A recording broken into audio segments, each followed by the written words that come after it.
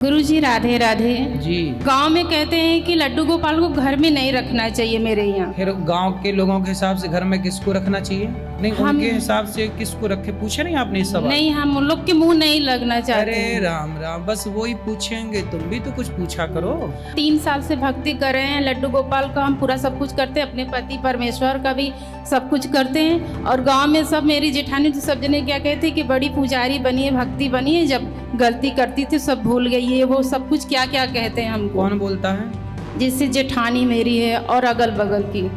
तो जेठानी आपको ऐसा बोलती है कि हाँ, बड़ी भक्तन बनी? हाँ बोलती है, मेरे सामने बोलती है। तो बोले हम भक्तन बने हैं, तू सूप नखा बन जा। भाई हम तो कुछ बने ही हैं, तुम भी तो कुछ बनो। जय श्री नारायण गुरु जी। जी। आपके चरणों में कोट कोट प्रणाम। जितनी सेवा करते हैं उतनी दुख ज्यादा होता है। नहीं, ऐसा तो नहीं है, सेवा करने वालों को दुख कहाँ मिलता है। ना सुख सदा रहा है, न दुख सदा रहा है। सुख दुख ना बेटा, दुख से घबराना नहीं चाहिए। आप लोग क्या करते हैं, दुख से घबरा जाते हैं। दुख और सुख ऐसे ही आते हैं जैसे दिन आता है फिर रात आती है, रात आती है फिर दिन आ जाता है। 12 घंटे का दिन है तो 12 घंटे की रात है। ऐसे ही यदि जीवन में सुख मिला है तो दुख भी मिलता है ना। तो दुख से घबराना क्यों? जब सुख आता है तब तो आप शिकायत नहीं करते कि हम बहुत सुखी हैं, हमें बहुत दिक्कत हो रही है, इतना सुख क्यों है? सुख से जब दिक्कत नहीं तो फिर थोड़े से दुख से दिक्कत क्यों? राधे राधे, मैं हूं आपका अपना अनिरुद्धाचार्य, आप सबका दास। महाराज का मंत्र कार्यक्रम में आपका बहुत बहुत स्वागत है। आजकल सबसे ज़्यादा घर टूटते हैं, कलह होती है, क्योंकि सास बहू की आपस में बनती नहीं है। ऐसा क्यों होता है? सास बहू के संबंध तो ठीक करने का उपाय क्या है? सास बहू के संबंध कैसे ठीक किए जाएं? आज मैं आप लोगों से सास बहू के संबंधों के बारे में, रिश्तों को ठीक करने के बारे में बात करूंगा कि सास बहू के संबंध कैसे ठीक हों, दोनों एक दूसरे के प्रति कैसा व्यवहार करें। आज इस पर चर्चा होगी, साथ में आप लोगों के सवाल का जवाब भी दूंगा। आइए अब कार्यक्रम की शुरुआत करते हैं आज के उपाय से। क्योंकि साल खत्म हो रहा है, नया साल आने वाला है, तो मैं आपको नए साल की खुशियां दिलाने वाला उपाय भी बताऊंगा। नए साल में ऐसा क्या उपाय करें कि सारे कष्ट दूर हो जाएं और जीवन सुखमय बीते। रोज़ सुबह नहा कर एक तांबे के बर्तन में ताज़ा जल भरें, उसमें तुलसी के 7 पत्ते डालकर भगवान विष्णु को समर्पित करें। 11 बार ओम नमो भगवते वासुदेवाय मंत्र का जाप करें। फिर वह जल पूरे परिवार को पीने के लिए, मतलब भगवान श्रीमन नारायण को स्नान करा के वह जल, जब वो जल चरणामृत बन जाएगा तो सबको बांटिएगा। देखिए कि कैसे आपके दिन बदलने लगेंगे। जो लोग नित्य चरणामृत पीते हैं उनके जीवन में सुख शांति समृद्धि सदा रहती है। घर में पूजा के स्थान पर अखंड ज्योत जलाकर रखनी चाहिए, इसे बुझने ना दें। समय समय पर घी या तेल, जो भी आप चाहें, जिस चीज़ का तेल या घी का दीपक जलाना चाहें उसमें तेल डालते रहें और घी डालते रहें, बत्ती ठीक रखें। और रोज़ अपने मस्तक पर केसर का चंदन जरूर लगाएं। भगवान को चंदन लगाकर जो प्रसादी चंदन बचती है उसे अपने माथे पर लगाएं। नया साल आपके लिए कितना शुभ साबित होगा, आप ये काम करेंगे तो निश्चित सब कुछ अच्छा होगा। हफ्ते में कोई एक दिन कोई भी चुन लीजिए और उसे सुबह उठकर नहा कर हल्दी कुमकुम मिलाकर कलश जैसे आकारों की रंगोली घर के मेन गेट पर बनाएं। रंगोली की पूजा करें, इससे बुरी शक्तियाँ आपके घर में घुस नहीं पाती। आज भी भारत के कुछ हिस्सों में आज भी ये परंपरा है कि वह नित्य अपने घर के द्वार पर रंगोली बनाती हैं, अर्थात चौक पूरती हैं। घर में गलत शक्तियाँ, नेगेटिविटी प्रवेश ना करे, इसके लिए 2 प्रकार की शक्तियाँ होती हैं। तो आपके घर में पॉजिटिविटी तो प्रवेश करे पर नेगेटिविटी न प्रवेश करे। शक्ति घर में एंट्री ही नहीं करेगी, बुरी शक्ति, तो आने वाले आपके जो दिन हैं वो बढ़िया होंगे और जीवन सौभाग्यशाली बनेगा। 31 दिसंबर को शाम के समय चींटियों को आटा डालें। अगले दिन यानी 1 जनवरी को सुबह जल्दी उठकर स्नान करके स्नान करने के बाद मन में कोई भी इच्छा भगवान से कहें कि जो आपकी इच्छा है, कोई बड़ी कामना है, कोई बड़ा टारगेट पूरा करना है, तो सबसे पहले अपनी कामना भगवान को कहनी चाहिए। जब भगवान को आप अपनी कामनाएं सुनाते हैं तो भगवान उन्हें सुनते हैं और उनमें जो बेहतर होती हैं कामनाएं, भगवान उन्हें पूरा भी जल्दी करते हैं। एक कलावा लें और 7 बार गायत्री का मंत्र पढ़ते हुए अलग अलग 7 गांठ बनाकर उसे गले में धारण करें और फिर अगले वीरवार को नए कलावे पर गांठ लगाएं और पीपल पर चढ़ा दें। आपको कोई भी साल भर में यदि कोई कष्ट आए, कोई कष्ट आपको घेरता है, कोई परेशानी आती है, तो आप बीच बीच में यह उपाय करते रहें। इससे ना सिर्फ धन की कमी दूर होगी बल्कि सुख शांति और समृद्धि भी बनी रहेगी। घर की किसी भी दिशा में फिटकरी का कुछ टुकड़ा सभी कमरे में और काम करने वाली जगह पर रखने से कई तरह के दोष मिट जाते हैं, अपने आप सारे दोष समाप्त हो जाते हैं। आपका अगला साल बहुत सुकून से बीतेगा, सुखमय बीतेगा, आनंद से बीतेगा। बात करेंगे आज के भविष्य की। हम सबकी इच्छा होती है कि हम कभी न कभी गंगा जी में डुबकी लगाएं, लेकिन गंगा जी के डुबकी लगाने पर क्या हमारे पाप नष्ट होंगे, क्या हमारे जीवन में सुख बढ़ेगा? तो निश्चित मानिए ये भगवान का चरणामृत है, भगवान के चरणों से निकली गंगा है। जो गंगा जी तक नहीं जा सकते वो गंगा का स्मरण कर लें, गंगा जल छिड़क लें, और गंगा जा सकते हैं तो गंगा में भगवान का ध्यान करते हुए डुबकी लगाएं। निश्चित गंगा मैया हमारे मन के पापों को, शारीरिक पापों को समाप्त करती हैं। ठीक है, घर के आसपास नदी है, तालाब है, उसमें भी आप गंगा मैया का ध्यान करते हुए स्नान करते हैं तो गंगा स्नान करने का ही आपको फल प्राप्त होता है। जब आप घर पर भी नहाएं तो गंगा च यमुना चैव ऐसे स्नान करते हुए हर हर गंगे गंगा च यमुना चैव गोदावरी सरस्वती नर्मदा सिंधु कावेरी, सभी नदियों का, पावन नदियों का स्मरण करते हुए स्नान करते हैं तो गंगा यमुना में ही स्नान करने का फल आपको प्राप्त होता है। मंत्र पढ़ते हुए गंगा मैया का हर हर गंगे हर हर गंगे हर हर गंगे पढ़ते हुए आप माँ गंगा जी की पूजा करें, उनमें जल चढ़ाएं और गंगा मैया को दुग्ध चढ़ा सकते हैं, पुष्प चढ़ा सकते हैं, गंगा मैया का इस तरह से पूजन कर सकते हैं। 10 प्रकार के पुष्प, 10 प्रकार के गंध, 10 दीपक, 10 प्रकार की मिठाई, 10 पान के पत्ते, 10 प्रकार के फल, ऐसा सब कुछ भी चढ़ाने का कुछ लोग भाव रखते हैं तो माँ को ये सब चीज़ें समर्पित करते हैं। जौ और तिल का दान 16 मुट्ठी का होना चाहिए, कम से कम 16 मुट्ठी तिल जौ का दान करना चाहिए। दक्षिणा भी 10 ज़रूरतमंदों को ही करनी चाहिए। आप एक की भी करें अच्छा है, लेकिन ये जो विधान है 10 को करें तो बेहतर है, अच्छा होगा। 10 लोगों की मदद करेंगे तो अच्छा होगा। जब गंगा मैया में स्नान करें तब डुबकी ज़रूर लगानी चाहिए और गंगा जी का मंत्र ज़रूर आप पढ़ें। गंगा मैया का स्मरण करते हुए डुबकी लगाएं। तो गंगा में स्नान करते समय आप मंत्र पढ़ें, हर हर गंगे हर हर गंगे हर हर गंगे हर हर गंगे। गंगा मैया को प्रणाम करते हुए श्रीमन नारायण कहते हुए स्नान करें। बात करेंगे आज के विषय की, सास बहू में कैसे बनेगी। सास और बहू, भगवान ने कितना प्यारा रिश्ता बनाया है। माँ और बेटी, बहू बेटी है, सास माँ है। बेटे के विवाह के बाद सास एक माँ से वह स्त्री सास बन जाती है, जो एक बहू सासू माँ कहकर पुकारती है। तो बहू बेटी है और सास माँ है, ये मानना चाहिए।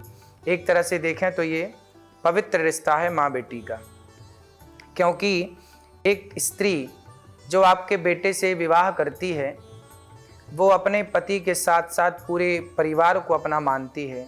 पति की माँ को माँ कहती है, पति के पिता को वो पिता बाबूजी कहती है। तो इस तरह से हम यदि दोनों ओर से, बहू भी अपनी सास से खूब प्रेम करे माँ की तरह और बहू भी अपनी सास को बेटी की तरह प्रेम करे, तो रिश्ते कितने मधुर होंगे, कितने अच्छे होंगे। आजकल बहुत सारे घरों में सास बहू के झगड़े देखने को मिलते हैं। कहीं कोई सास बहू से प्रताड़ित है तो कहीं किसी घर में बहू सास से प्रताड़ित है। रिश्ते बनाना जितना आसान है, उन रिश्तों को निभाना उतना ही कठिन सा लगने लग जाता है ना। जीवन भर निभाना बड़ा मुश्किल सा लगता है। दरअसल बेटों की जब शादी विवाह होता है तो माँ काफ़ी सारी उम्मीदें लिए बैठी रहती हैं कि मेरी बहू आएगी तो ये, आएगी तो ये, ऐसा होगा वैसा होगा। लेकिन कई बार वो उम्मीदें खरी नहीं उतर पाती तो सासू माँ चिड़चिड़ी सी हो जाती है। उन्हें लगता है कि मेरे अनुकूल बहू नहीं है। वो उम्मीदें ज़्यादा करती हैं, अपेक्षाएं ज़्यादा करती हैं। जब अपेक्षाएं ज़्यादा हैं तो फिर उन्हें लगता है कि मेरी बहू में तो वो गुण है ही नहीं, लेकिन मैं आप सबके लिए एक बात कह दूं कि जो ईश्वर ने जिसे जैसा बनाया है वो वैसा ही रहेगा। कांटा सदा कांटा रहेगा, गुलाब सदा गुलाब रहेगा, नीम हमेशा कड़वी ही रहेगी, गन्ना हमेशा मीठा ही रहेगा।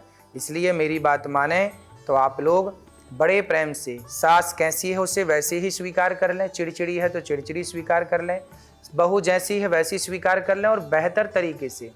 मैं तो एक चीज़ समझता हूँ कि रिश्तों में जितना आप कम बोलते हैं, चुप रह करके हर समय प्रसन्न रहते हैं, आप उतने खुश रहते हैं। बोलिए ही मत, चुप रहने की आदत बनाइए, ज़्यादा से ज़्यादा गीता पढ़िए, रामायण पढ़िए, अपने आप को भगवान में बिजी रखिए। बहू को 100 बार समझाइए, पर ना समझे तो समझ लो कि अब उसे आप नहीं समझा सकते। वैसे तो आजकल सास बहू का रिश्ता आपसी नोक झोंक के लिए अधिक जाना जाता है, लेकिन आपको बता दूं कि ये रिश्ता दुनिया के सबसे अच्छे रिश्तों के रूप में भी मशहूर है। दरअसल जब ज़माना बदलता है और सभी चाहते हैं कि उनके आसपास केयर करने वाले लोग रहें, ऐसे में अगर आप आपस में दोस्ती का हाथ बढ़ाएं और साथ में शॉपिंग करने जाएं, साथ में घूमने जाएं, सास बहू दोनों मस्ती से रहें, आपस में बात करें और घूमें, एक माहौल, खुश मिजाज माहौल घर का बनाएं, खुश रहने का माहौल घर में बनाएं, थोड़ा हंसी मजाक का माहौल बनाएं, एक दूसरे को वो जानें, समझें, परखें, है ना। और एक दूसरे की गलतियां हो जाएं तो इग्नोर कर दें। बहू की गलती सास इग्नोर कर दे, सास की गलती बहू इग्नोर कर दे। इग्नोर को आप यदि जीवन में कंटिन्यू ले आते हैं तो आप बहुत सुखी और सफल होते हैं। ठीक है, हो सके तो साथ में बैठ कर के भोजन करें, सब लोग एक साथ खाएं, एक साथ आप काम को मिल बांट के करें। कोशिश करें कि कुछ काम सास करे तो कुछ काम बहू करे। बहू का काम है कि वो अपनी सास को कोई काम ना करने दे। माँ जी आप बूढ़ी हैं, आप क्यों करेंगी, हम करेंगे। ठीक है, तो बहू जब सारा काम खुद करना चाहे तो सास को भी कहना चाहिए, बेटा थोड़ा तू आराम कर ले, मैं कर लेती हूँ आज का काम। बस जहाँ ये भावना आ जाती है कि मैं करूँगी काम, आप आराम करो, यही भाव बहू, यही भाव सास रखे तो वो घर स्वर्ग बन जाता है। ठीक है, बात करेंगे आज के समाधान की। सास बहू की लड़ाई में हमेशा पुरुष त्रिशंकु बन जाता है। वह किस ओर जाए यह सोच करके परेशान रहता है।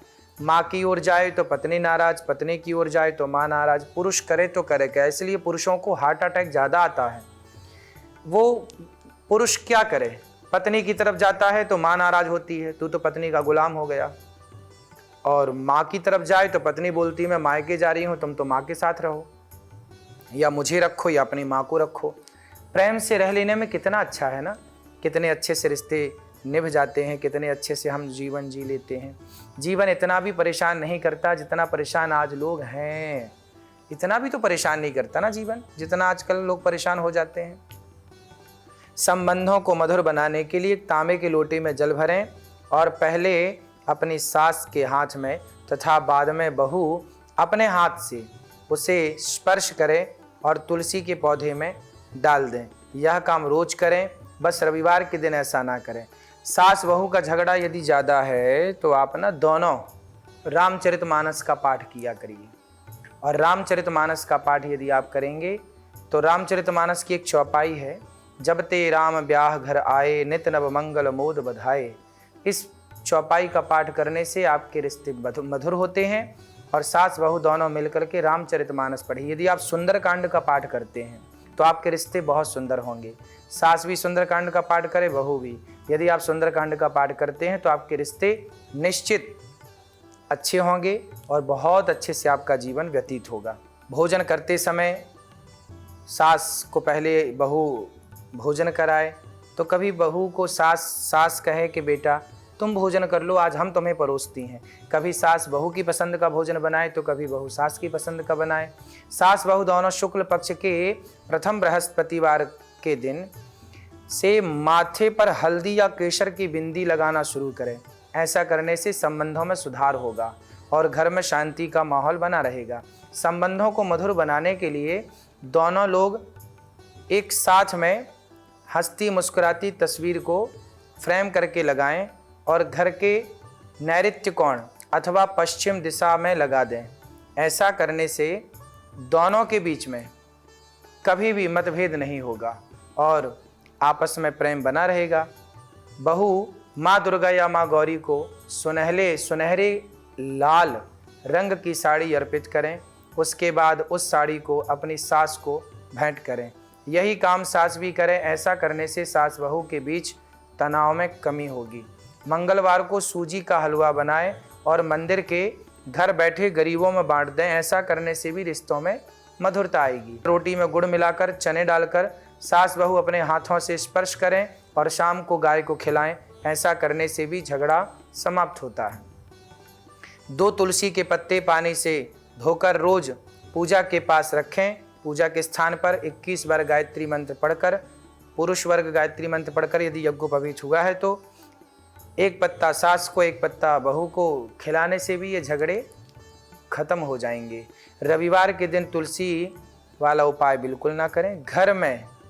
घर के जिस बर्तन में पीने का पानी रखा हो उसमें सुबह 2 बूंद गंगा जल गायत्री मंत्र पढ़ते हुए डालें और उसे दोनों लोग पिएं।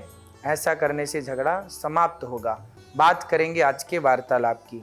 बिहार से प्रवीण कुमार जी का सवाल है, गुरुजी बिजनेस के चक्कर में मेरे ऊपर बहुत ज़्यादा कर्ज हो गया है। करीब 40 लाख रुपए का कर्ज हो गया है। मैं उसे चुका नहीं पा रहा हूँ, क्या करूँ, कोई उपाय बताएं।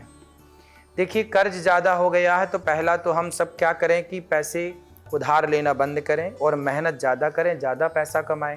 खर्चे बिल्कुल जीरो करें, खर्चे कम करें। दाल रोटी का खर्चा तो लगेगा, बिजली का खर्चा तो लगेगा, ये सही है, परंतु इसके अतिरिक्त 1 रुपये का भी फिजूल खर्चा ना हो। ऐसा प्रयास करने से आप खर्चा कम करिए, अपनी इनकम, अपनी कमाई बढ़ाइए और नित्य आप सुंदरकांड का पाठ करेंगे रोज, तो सुंदरकांड का पाठ करने के बाद निश्चित ही आपका कर्जा मुक्त होगा। रोज सुंदरकांड का पाठ करिए। तुलसी के 11 पत्ते तोड़िए और 11 पत्ते तोड़ करके और रोज तुलसी से भगवान श्रीमन नारायण को लक्ष्मी, एक वो चित्र लाइए जिसमें लक्ष्मी जी चरण दबा रही हैं, भगवान नारायण लेटे हुए हैं। उस छवि में 11 तुलसी भगवान श्रीमन नारायण को अर्पित करिए, उनके चरणों में चढ़ाइए और जब चरणों में चढ़ाएंगे तो मंत्र पढ़ते हुए श्रीमन नारायण चरणौ शरणम प्रपद्ये श्रीमते नारायणाय नमः, इस मंत्र से 11 तुलसी का दल चढ़ाएंगे। श्रीमन नारायण चरणौ शरणम प्रपद्ये श्रीमते नारायणाय नमः। आपके घर में शालिग्राम जी हों तो शालिग्राम जी पर ये तुलसी 11 बार चढ़ा सकते हैं मंत्र बोलकर, या भगवान नारायण आपके घर में खड़े हुए हों और नारायण के चरणों में आप इस तरह से आप तुलसी चढ़ा सकते हैं, तो आप निश्चित भगवान श्रीमन नारायण की कृपा से, माँ भगवती लक्ष्मी की कृपा से आप कर्जे से मुक्त होंगे। बात करेंगे आज के गुरु मंत्र की। घर में किसी भी तरह की कलह समाप्त करने वाला जो उपाय है, घर में रहने वाले सदस्यों के बीच आए दिन झगड़े यदि होते हैं, उनके आपस में बिल्कुल भी बातें नहीं बनती, तो परिवार का मुखिया रात को अपने पलंग के नीचे एक बर्तन में पानी भर कर रख दे और सुबह जो भी उसका गुरु मंत्र है वह उस मंत्र का स्मरण करे, मंत्र का जाप करे और इस जाप को करते हुए वह जल स्नान ध्यान कर करके और पीपल में वह जल चढ़ा देने से परिवार का क्लेश समाप्त हो जाता है। घर में सभी शांति से रहने लगते हैं। फिर नया साल शुभ होने से, नया साल सुंदर होने से कोई नहीं रोक सकता। सुंदर आपका वर्ष बीते, यही कामना है। बात करेंगे आज के संस्कार की। घर में रोज सुबह पूजा आरती करनी चाहिए और बड़े प्रेम से भगवान का ध्यान करना चाहिए, नित्य आरती करना चाहिए। बात करेंगे आज के लकी कॉलर की। धनबाद से जगदीश जी का सवाल है, गुरुजी पिछले 1 साल पहले मेरी जॉब चली गई थी। 1 साल में बेरोजगार हूँ, 1 साल से नौकरी नहीं लग पा रही है। छोटा सा ठेला लगाकर परिवार पाल रहा हूँ, क्या करूँ? देखिए, आप जो काम कर रहे हैं उसे और बेहतर तरीके से करें, कुछ नया सोचते रहें, कुछ बिजनेस करने का, कुछ अच्छा जो चल रहा है उसे चलने दें, उससे और बेहतर करें। साइड में कुछ और सोचते रहें, निश्चिंत रहें, भगवान का चिंतन करें, आपका काम जरूर होगा। आप रोज सूर्य भगवान को जल चढ़ाया करिए, उसमें थोड़ा सा कुमकुम डाल करके, लाल करके जल, और फिर सूर्य भगवान को चढ़ाने से आपका कारोबार ठीक चलेगा। गौरी गोपाल आश्रम में जो अखंड रसोई चलती है, वृद्ध माताओं की सेवा चलती है, ये सभी सेवाएं आपके लिए कल्याणकारी हैं। आप भी गौरी गोपाल आएँ, वृंदावन आएँ, आप भी इन सेवाओं को देखें और आप भी इन बेसहारा वृद्ध माओं का सहारा बने। कल आपसे बात करेंगे नए विषय के साथ। राधे राधे।